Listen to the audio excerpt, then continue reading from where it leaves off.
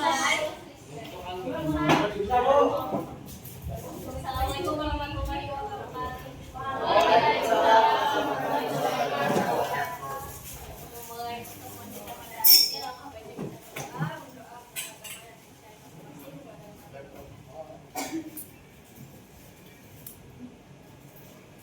Baik. Hari ini agenda kita adalah refleksi pembelajaran.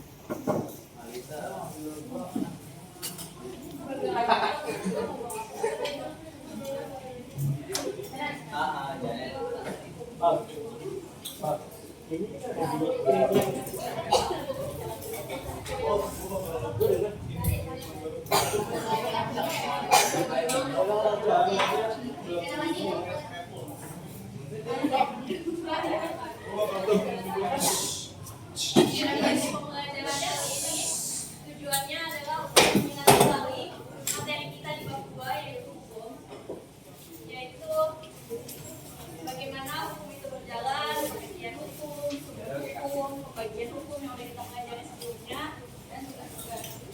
Boleh dibuka buku catatannya, buku ini untuk review lagi materi pembelajaran kita di bab 2. Kita mulai dari apa itu hukum. Ada 4 kuncinya. Kemarin kita belajar ada 4 kuncinya. Apa itu hukum? Coba garis ini dulu. 1 kunci apa itu hukum? Peraturan. Ya, hukum. 1 kuncinya peraturan. Peraturan hukuman. Benar. Sanksi belum? Sanksi berarti masuk hukuman ya? Iya, Bu. Berarti ini di bawah ya. Poin kedua ya berarti.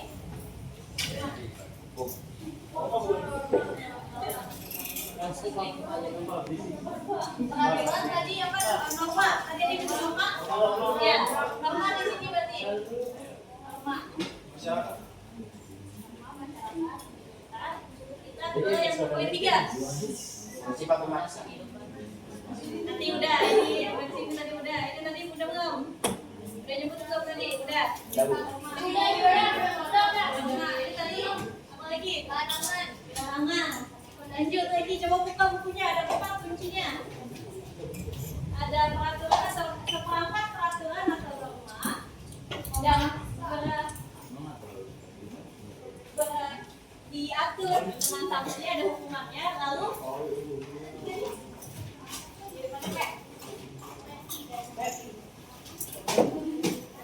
itu dia. Pegang kekuasaan dibuat oleh pemerintah atau pemegang kekuasaan.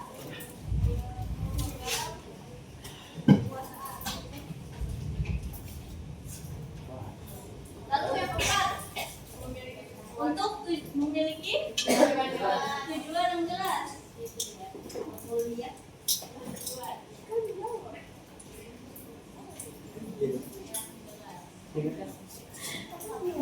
Ada ya? 4 ya? Mulai ulang rame-rame. Hukum adalah Hukuman sanksi.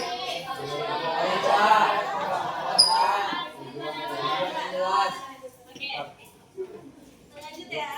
Udah paham apa itu hukum? Kita bahas hukum dan pembagian hukum. Ada 2. Kemarin kita belajar. Apa sumber hukum? Sumber hukum. Tertulis dan tak tertulis. Dan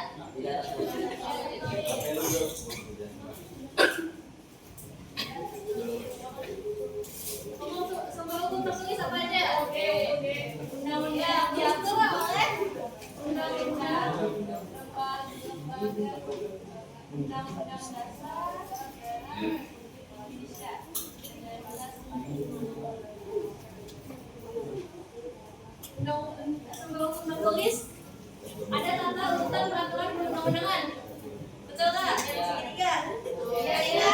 Segitiga, ya. Yang pertama UUD yang paling tinggi ya. Diatur di Undang-Undang Nomor, coba buka lagi bukunya. Diatur oleh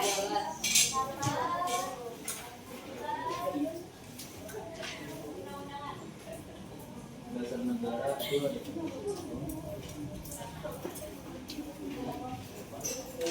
peraturan diatur oleh Undang-Undang Nomor 13 Tahun 2022.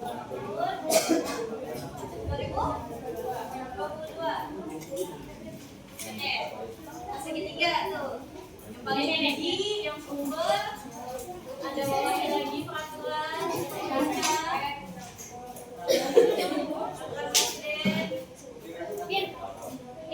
aturan daerah bawahnya, kota, provinsi dulu, baru kabupaten. Ya. Bagian hukum, kita belajar ada 7 kemarin di catatan kalian. Bagian hukum. Bagian hukum berdasarkan tidak tertulis dulu. Nah, dan tertulis ada apa aja? Ada 4 sama. Ada. Ada 4 di sini.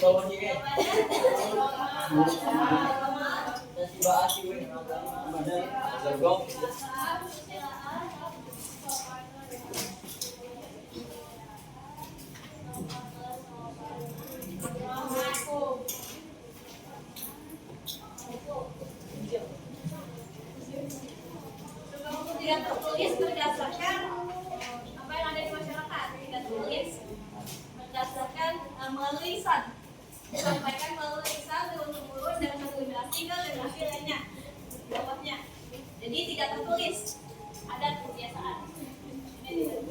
Sedangkan untuk tertulis ada diatur oleh Undang-Undang Nomor 13 Tahun 2022.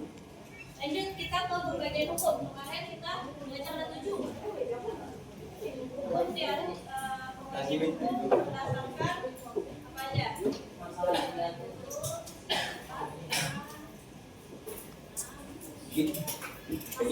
atau isi. Masalah. Isinya.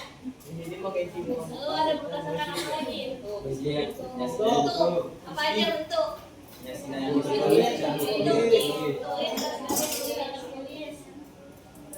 Yang masih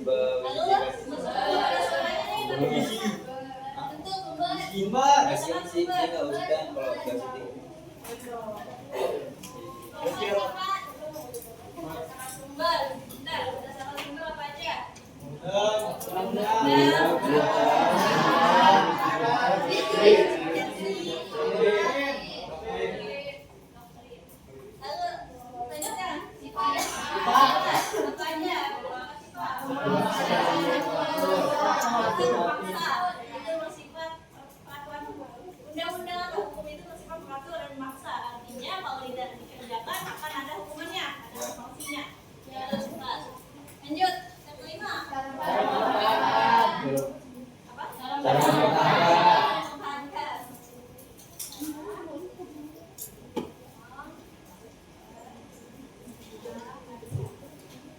Apa aja? hukum material Formal. Lanjut ke keenam. Jadi ada waktu berlakunya.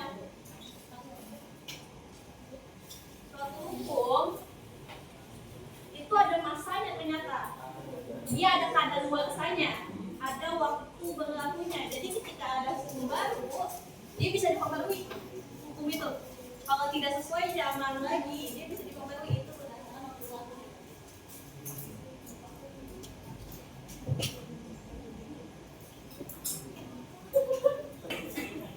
Jadi, studi kasus kali ini materinya adalah tentang hak dan kewajiban.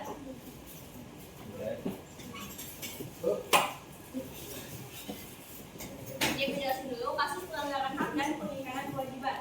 Dalam KPD ini nanti tujuannya adalah kalian akan menganalisis hubungan antara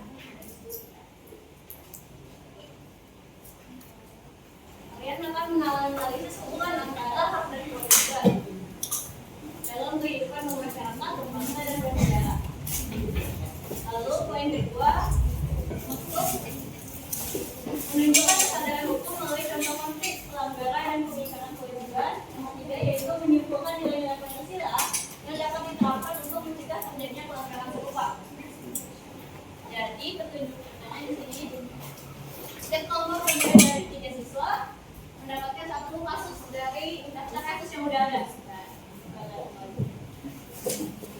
Dibaca, dipahami narasinya, lalu setelah itu didiskusikan untuk menjawab setiap aspek analisis di tabel resiko yang ada di bawah. Yang harus kalian lakukan itu apa? Pertanyaan-pertanyaannya. Tuliskan diskusi dengan bahasa yang jelas berdasarkan nilai-nilai Pancasila. Oke, sekarang hitung dulu dari sini 1 sampai 12, ada 12 kasus.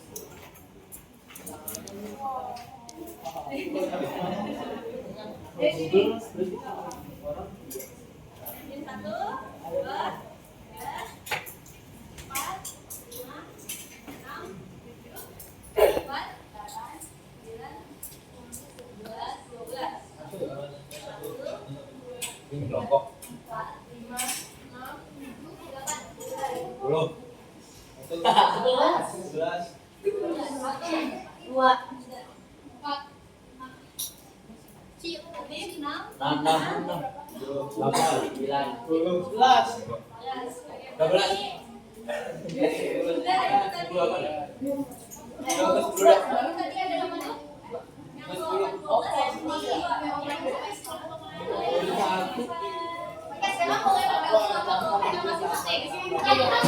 1 di sini, 2 di sini depan, 3 di sini depan, 4 di sini depan, habis itu 5 belakang depan, 6, 7 tengah, 11, 9 belakang, 10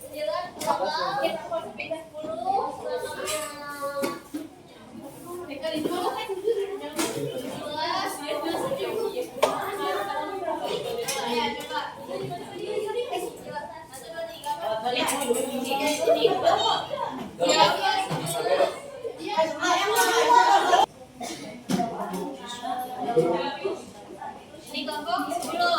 Ada satunya? Mana satunya? Mana? Itu yang 11. Segede gini AC-nya. Ini kelompok 12 cuma 2 ya?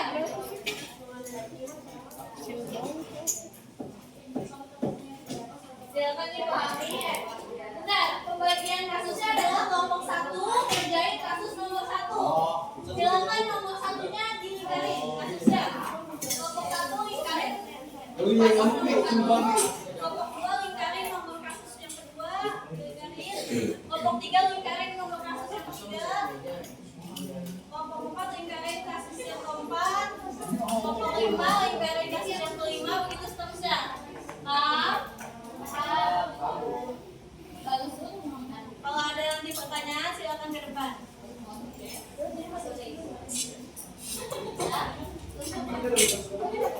Pelanggaran HAM dan pelanggaran kewajiban nggak boleh kan? Tapi ternyata dilanggar.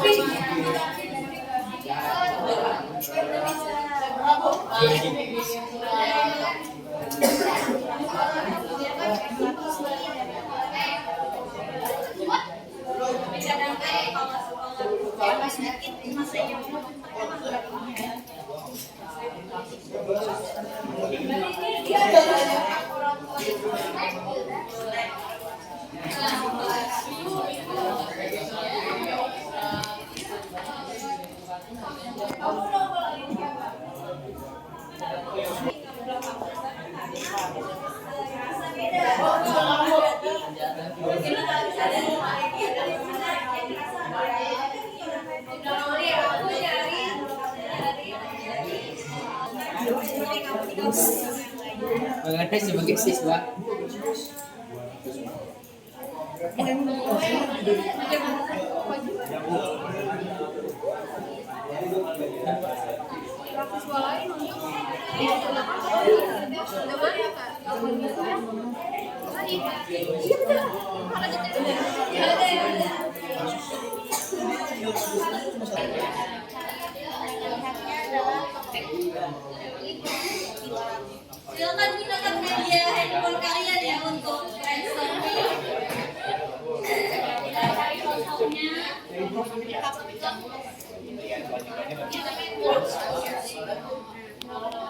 Enak sih, soalnya kan ketika seseorang difoto diem-diem atau dibikin konten itu kan kewajibannya ini kita harus bertanggung jawab atas konten yang kita buat. Oh, berarti harus klarifikasi gitu. Ya, media atau apa yang kita sebarkan itu kan ada dampak buruknya. Oh iya, Ada dampak baik, ada dampak berarti buruknya. ini kita nyebutinnya apa tuh yang harus kita lakukan. Betul. Kira-kira apa yang kita lakuin sebenarnya nggak boleh, tapi kenapa alasannya segala macam. Terima kasih Ibu. Ayo, Afif, apa kira-kira yang berhubungan dengan ini? Seharusnya kan nggak boleh kan aturannya siswa itu belum di cukup umur untuk membawa motor. Kira-kira sila nomor berapa yang berhubungan sama kasus ini? Bisa.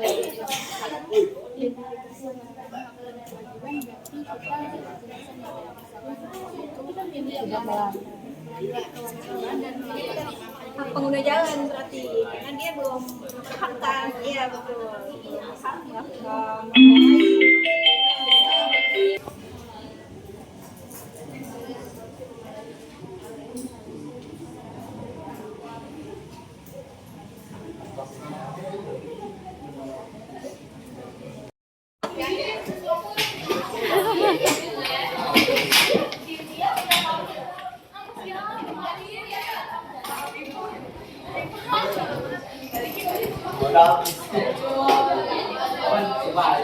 Orang tadi kata banyak, ikut mau nggak?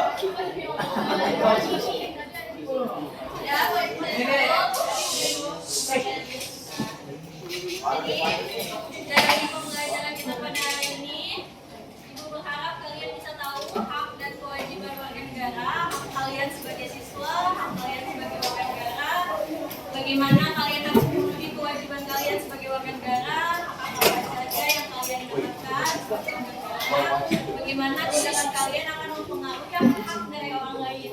Kira-kira apa tindakan kalian dan kasus-kasus ini yang bisa mengingkari hak orang lain. Gitu. Jadi perilaku kalian bisa aja mencederai hak dari orang lain. Perilaku kalian bisa jadi memutus hak orang lain, hak yang harus didapatkan orang lain. Tapi karena perilaku kalian atau perilaku orang di sekitar kalian itu bisa memutus hak orang lain. Dan dari situ kira-kira apa aja yang harus kita lakukan, solusinya apa, bagaimana pemerintah atau pihak sekolah menindaklanjuti kasus tersebut agar tidak terjadi di lingkungan kalian. Gitu. Kita tutup pembelajaran kita pada hari ini. Terima kasih telah berdoa. Semoga perjalanan kita dari sini sampai rumah diberikan pelajaran. Jangan sampai bulan.